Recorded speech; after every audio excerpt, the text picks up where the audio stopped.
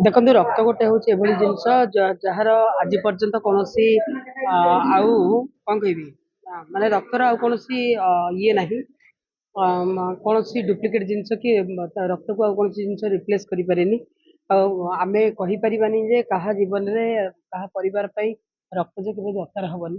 तेणु अनेक थैलासेमिया अनेक दुर्घटनार शिकार होता व्यक्ति विशेष मानक अति इमरजेंसी भाव में रक्त दरकार पड़ता है। तेणु आज नुहे पाखापाखि 2006-07 रु प्रत्येक वर्ष आटलिस्ट आम अर्गानाइजेशन 2 थर रक्तदान कार्यक्रम जारी